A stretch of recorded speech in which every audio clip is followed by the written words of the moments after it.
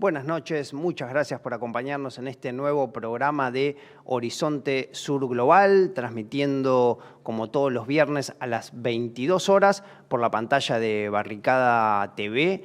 En el día de hoy vamos a trasladarnos hasta Centroamérica, más precisamente a Guatemala, ya que este domingo allí hay elecciones, se va a elegir tanto presidente como vicepresidente, así como un nuevo Congreso, que en Guatemala está compuesto por 160 diputados, todo esto para el periodo 2024-2028. Además, se van a elegir 20 diputados al Parlacén y 340 gobiernos municipales. Se necesita la mitad más uno de los votos para llegar a ser presidente o presidenta en la primera vuelta, si no se pasa al balotaje. Y esto es algo que ocurre al menos desde el año 1996 en Guatemala, cuando se dio el regreso a la democracia, es decir, desde esa fecha siempre fue necesario ir al balotaje para que se elija al presidente. Hablábamos del año 1996 y ese fue el momento en el que el gobierno de Álvaro Barzú firmó la paz con los comandantes de la Unidad Revolucionaria Nacional Guatemalteca. Yendo a las elecciones del domingo, se inscribieron 26 binomios, pero 4 finalmente no fueron aceptados, es decir, que fueron inhabilitados por la justicia electoral local, ¿sí? Que es un organismo sobre el que recaen fuertes denuncias de corrupción y arbitrariedad en su funcionamiento, ¿sí? Si vamos a las encuestas, que como ya sabemos hay que tomarlas siempre con pinzas, hay 3 candidaturas que podemos señalar como las que tienen mayores posibilidades de pasar a ese balotaje del que hablábamos. Una de ellas es la candidatura de Sandra Torres del partido UNE. ¿Sí? Ella es la tercera vez que se presenta a la elección presidencial y en el año 2019 estuvo en el balotaje y perdió con el actual presidente Alejandro Giammattei. Podemos presentarla a ella como una candidata de centro. Por otro lado, tenemos la candidatura de Suri Ríos. Ella forma parte del partido Valor Unionista y es hija del ex dictador y genocida Efraín Ríos Montt. Y bueno, su candidatura tiene una fuerte impronta de extrema derecha. Y por otro lado está el candidato Edmond Mulet del partido Cabal, que también tiene un fuerte perfil de derecha. Un dato para señalar de las elecciones en Guatemala tiene que ver con la participación, que suele ser bastante baja. De hecho, en el año 2019, en la primera vuelta, apenas un 62% de la población se acercó a las urnas, y en la segunda vuelta, en el balotaje, ese número se redujo hasta llegar al 43%, pese a que el voto es obligatorio allá. Como mencionábamos, el actual presidente de Guatemala es Alejandro Giammattei, que no puede presentarse a la reelección por las normas de la justicia electoral local. Sin embargo, también su gobierno está siendo fuertemente observado y hay un rechazo muy importante. De hecho, las encuestas hablan de un 75% de desaprobación a su gestión, y él tuvo que afrontar 2 fuertes estallidos sociales, uno en el año 2020 y otro el año pasado, en el 2022. ¿Sí? Entre los graves problemas que se señalan para la democracia de Guatemala está, bueno, el tema de la corrupción, ¿sí? Señalado como un tema muy importante por la población. Todo esto en el marco de un sistema político institucional en el que la inestabilidad es moneda corriente.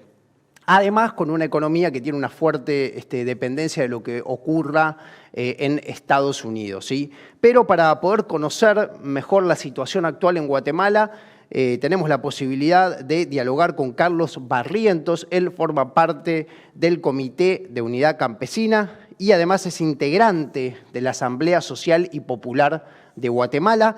Carlos, te agradecemos muchísimo por este tiempo para hablar con nosotros. Y bueno, empiezo por preguntarte, pedirte que nos cuentes un poco sobre la situación actual en Guatemala. Así, ¿qué lectura haces de esta coyuntura electoral? Bueno, un saludo para todas y todos. Efectivamente, en nuestro país, para poder comprender la actual coyuntura, es necesario algunos antecedentes. Si ustedes recordarán, en el 2015 hubo una serie de movilizaciones grandes y protestas que llevaron a la renuncia de la vicepresidenta y el presidente. Posteriormente a esta renuncia, pocos días después hubo elecciones y en ese momento había pues el sueño de que se podían hacer algunas transformaciones. Sin embargo, a partir de finales del 2015, con el nuevo gobierno, que era un gobierno de derecha, era una persona que no tenía participación previa en política, era un outsider. Entonces, mucha gente votó por él porque no tenía un pasado político, pero él estaba propuesto por un partido de extrema derecha y ahí fue donde ya a finales de 2005 se comenzó a dar todo un proceso regresivo donde partidos políticos, empresarios, donde las personas del gobierno hicieron, y ex militares también, hicieron una alianza que aquí en Guatemala le conocemos como el Pacto de Corruptos, precisamente para evitar los juicios contra la corrupción que se estaban dando, pero además también para tomar control de la institucionalidad, de toda la institucionalidad estatal. Entonces lo que sucedió es de que a partir de ese momento que comienzan a tomar control de toda la institucionalidad, incluyendo el Tribunal Supremo Electoral, el órgano electoral, a partir de eso se han dado una serie de medidas regresivas. Entonces tenemos una situación de limitaciones al ejercicio de los derechos y las garantías democráticas. Y además de eso, también tenemos una situación donde en la pandemia nos fue muy mal porque muchos de los recursos que tenían que usarse para la pandemia se fueron para la corrupción. Hay altos índices de pobreza, hay mucho descontento, pero también hay un control férreo por parte de la vieja oligarquía, los nuevos políticos, personas vinculadas al crimen organizado. Hay un control férreo de la institucionalidad estatal. En ese marco es que vamos a elecciones este domingo próximo. Bueno, dijiste varias cosas muy interesantes, Carlos, que te voy a ir preguntando para ir ahondando un poco, pero arranco por si nos podés dar alguna caracterización de los candidatos que aparecen con mayor posibilidades. Nosotros hablábamos antes de Sandra Torres, Uri Ríos, Edmond Mulet. ¿Qué nos puedes contar sobre ellos? Bueno, antes de hablar de ellos, les voy a decir que en Guatemala una de las características del sistema político es que no hay partidos de clase que tienen muchos años. De hecho, acá lo que se habla es que los partidos tienen una vida media de 2 elecciones y media. Hay 30 partidos participando en el proceso electoral, 21 con propuestas presidenciales. Y efectivamente, según las encuestas, quienes están encabezando ahora es Sandra Torres. Ella fue anteriormente esposa de un presidente. Eh, lo que hizo fue impulsar algunos programas sociales y eso le valió el, el rechazo de la oligarquía, porque es una oligarquía tan reaccionaria que ni siquiera acepta que haya algunos programas sociales. Entonces se fue generando un rechazo hacia esta candidata y ella, con el afán de congraciarse con esa élite empresarial, entonces se fue corriendo cada vez más a la derecha, al grado que en uno de los primeros momentos en el que ella iba a participar, que no la dejaron participar por estar recientemente divorciada del que era presidente, pero para congraciarse con la oligarquía, ella apoyó los desalojos de familias campesinas donde hubo muertos, donde fueron desalojadas alrededor de 800 familias. Y entonces se fue corriendo hacia la derecha. Entonces la caracterizamos como una persona de derecha. Luego está la hija del ex dictador Ríos Montt. Ríos Montt, juzgado por genocidio, a pesar de que después el juicio fue anulado, pero para quienes estamos desde las organizaciones sociales, él fue juzgado por genocidio. También otra persona de derecha o de extrema derecha, que reivindica la memoria de su padre y pues es un poco parecido a lo de Keiko Fujimori en Perú, ¿no? Es hija del ex dictador Ríos Montt. Tanto Sandra Torres, la primera que mencionó, como Suri Ríos, también tienen algo que aquí se le llama un antivoto, es decir, un rechazo muy grande. El tercer candidato es Edmond Mulet. Él está acusado de haber participado en tráfico de niños hace bastantes años, pero algo que no se conoce mucho acá en Guatemala es que él fue el que dirigió la MINUSTAH en Haití, precisamente en el momento en que se dio la epidemia de cólera en Haití, y fue uno de los responsables que intentó ocultar la responsabilidad de las tropas de Naciones Unidas en la epidemia del cólera. Y también jugó un papel eh, muy nefasto, contribuyendo a imponer a un candidato en las elecciones de Haití, que era el candidato apoyado por Estados Unidos. Entonces, además de que es una persona que tiene acusaciones de haber participado en tráfico de niños, también tiene este antecedente que es un poco conocido en Guatemala, pero que ustedes revisan a nivel internacional. Efectivamente, él tuvo un cargo en Naciones Unidas. Uno esperaría que pues tuviera una visión un poco no tan a la derecha, pero sus antecedentes, él viene originalmente de un partido que ya dejó de existir, que se autodefinía como el Partido de la Violencia Organizada, un partido de extrema derecha. Y posteriormente esto del tráfico de niños y también su participación en la ocupación que se ha dado en Haití. Carlos, queríamos consultarte también por una de las candidatas que fue suspendida, que fue inhabilitada. Estamos hablando de Telma Cabrera, que era una líder indígena. Preguntarte un poco, ya que ella llamó al voto nulo, ¿no? ¿Cuál es la posición que tienen ustedes desde la Asamblea Social y Popular respecto a este posicionamiento? Bueno, Telma Cabrera viene de una organización campesina que posteriormente dio pasos para constituirse en un partido político. La caracterización de esta organización campesina y luego del partido político es que no hacen alianzas con nadie.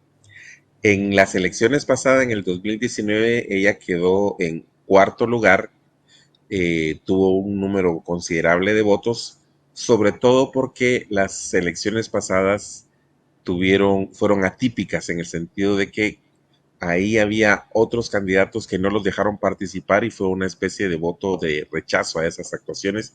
Entonces mucha gente se volcó a votar por Telma Cabrera. Sin embargo, en este proceso electoral, ella y el partido al cual pertenece llevaban de candidato vicepresidencial a quien había sido el procurador de los derechos humanos, Jordán Rodas.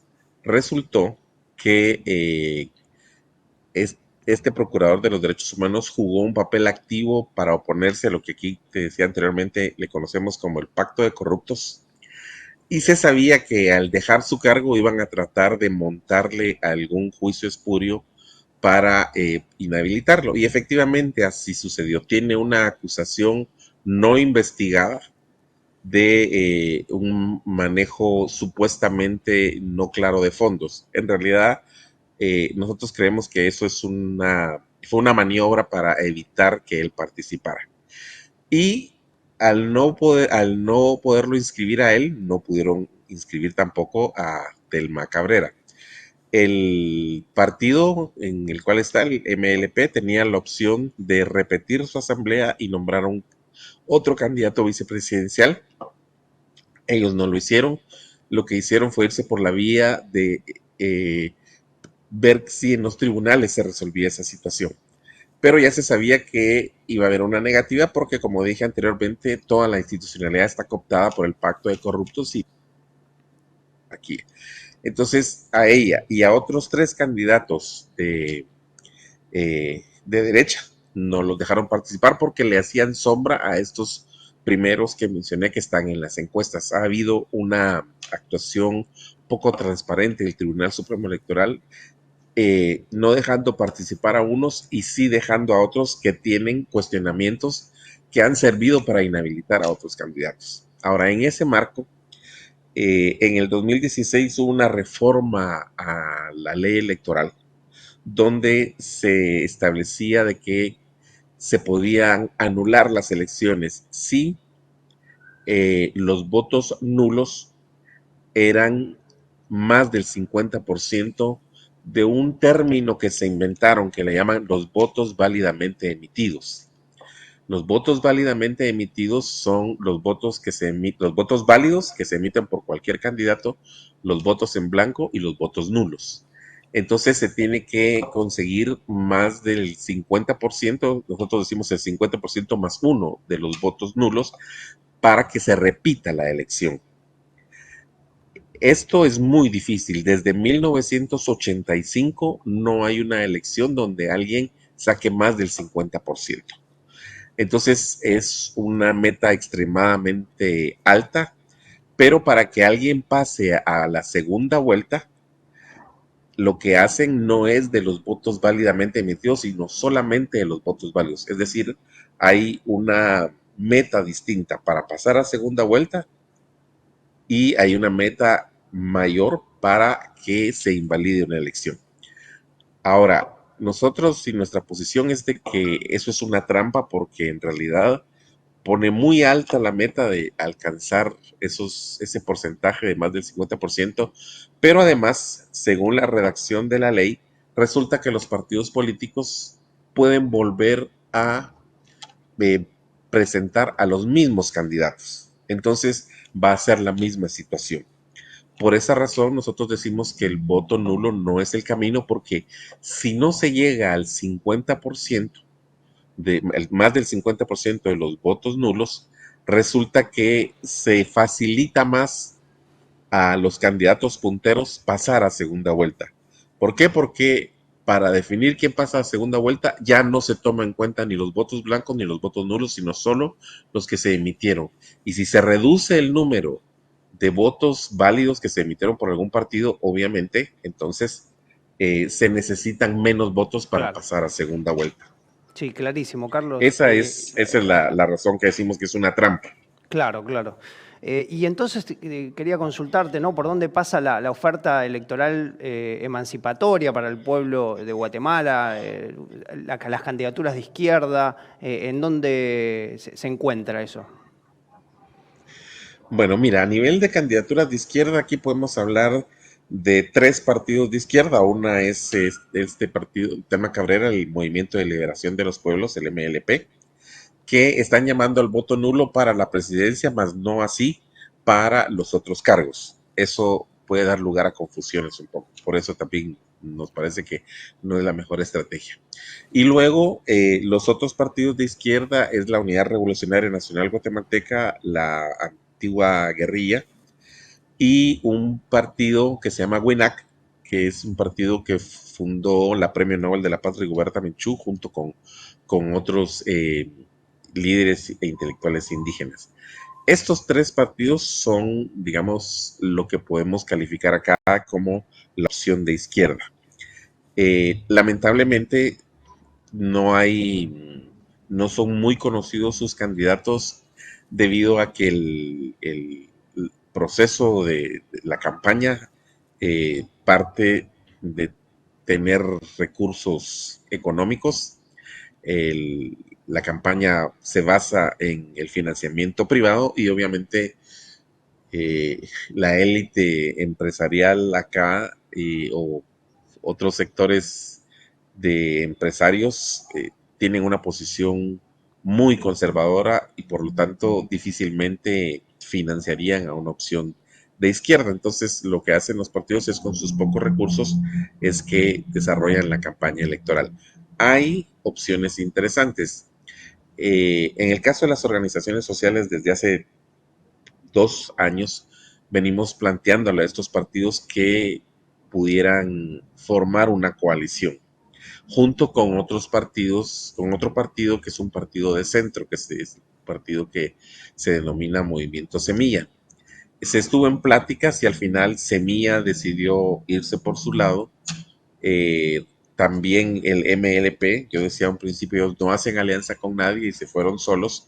Y entonces lo único que hay es la coalición WINAC-URNG. Estos dos partidos van en coalición, están presentando como candidato a la presidencia a un abogado indígena que ha tenido un papel destacado. Él fue anteriormente congresista y tuvo un papel destacado. Incluso fue el que, cuando se dan las movilizaciones en el 2015, fue el que acusó al presidente de una serie de delitos, razón por la cual le quitaron la inmunidad y que entonces ya se procedió a su captura y pues a que tuviera que dejar el cargo. Fue precisamente este abogado que lo hizo, se llama Amílcar Pop.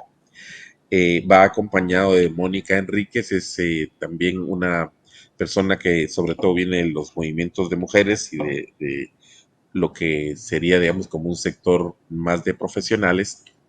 Ellos son la candidatura para la presidencia y luego hay también una candidatura para las diputaciones, que una cosa muy interesante por primera vez en la historia reciente de nuestro país, bueno, en la historia del país realmente, no solo reciente, es que la propuesta hacia las diputaciones es una propuesta paritaria y con alternancia, es decir, va una mujer, un hombre, una mujer, un hombre, y quienes encabezan la propuesta de esta coalición son compañeros y compañeras, varios que participan de las organizaciones sociales, pero que tienen la característica que pertenecen a los pueblos originarios, al pueblo maya de Guatemala.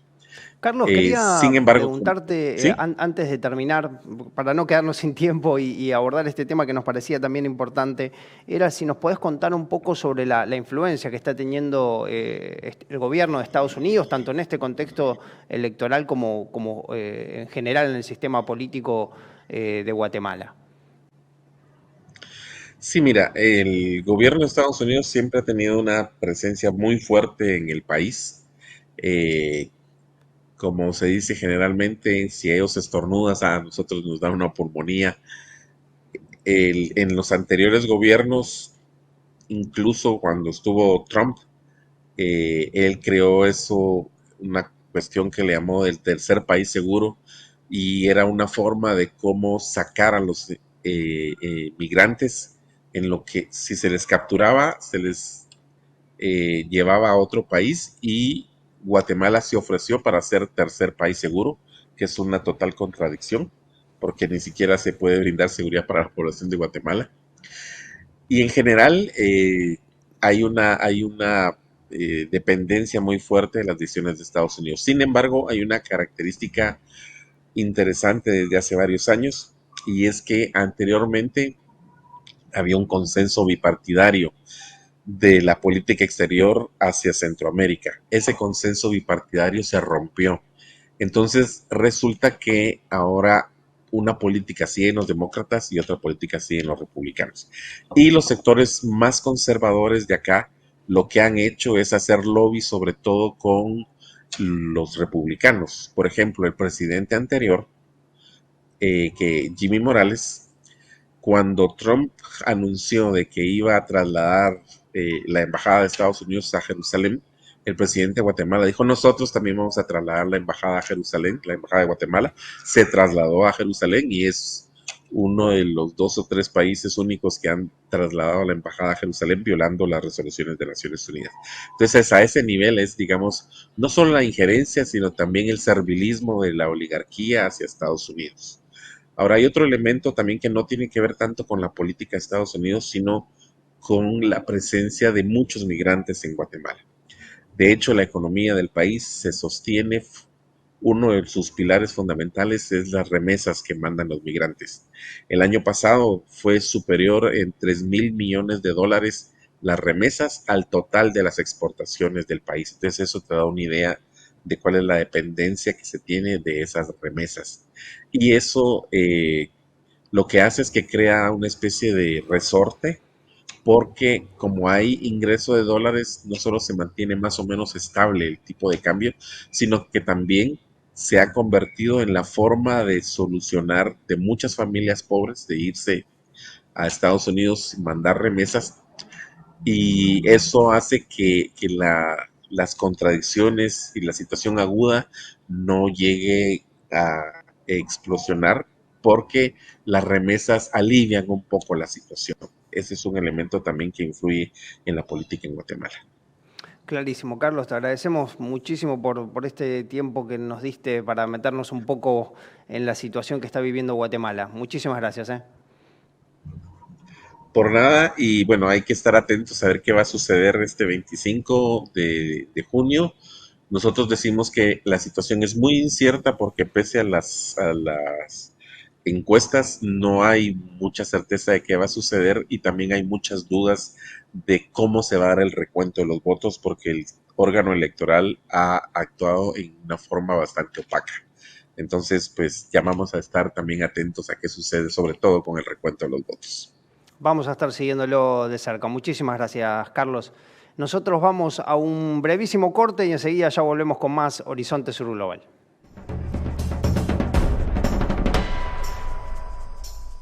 Israel incrementa la violencia en la Cisjordania ocupada.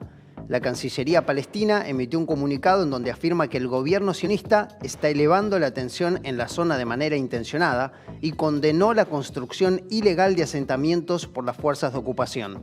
En la última semana hubo 7 personas fallecidas debido al ataque militar de Israel en el norte de Cisjordania. El Ministerio de Relaciones Exteriores denunció que durante 2023 fueron asesinados 175 palestinos y que todo esto ocurre bajo una doble vara de la comunidad internacional.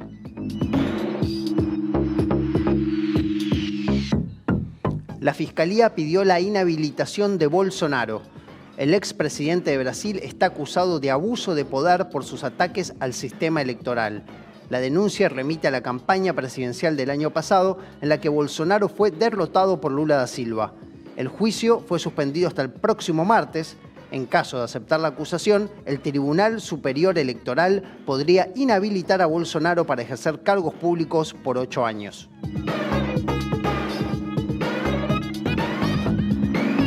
Se profundiza el lawfare en Perú. Esta semana fue detenida Betsy Chávez, quien fuera la última primera ministra durante el mandato de Pedro Castillo. La exfuncionaria está acusada de presuntos delitos de conspiración y rebelión. Su arresto se realizó con un gran operativo policial y tuvo una amplia cobertura mediática.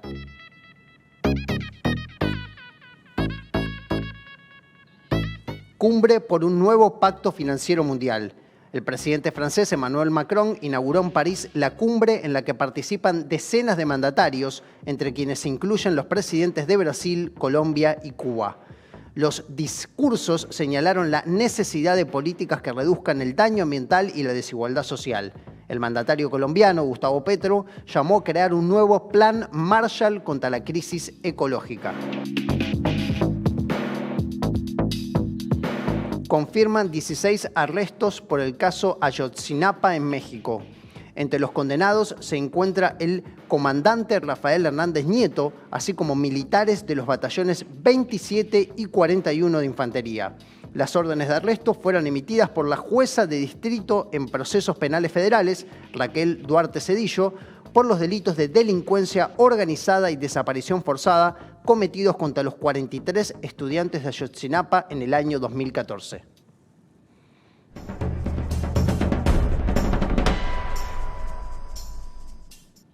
De esta manera vamos terminando esta emisión de Horizonte Sur Global. Recuerden, como todos los viernes, a las 22 horas estamos por la pantalla de Barricada TV, también por nuestro canal de YouTube. Les agradecemos muchísimo la compañía y nos vemos el viernes que viene.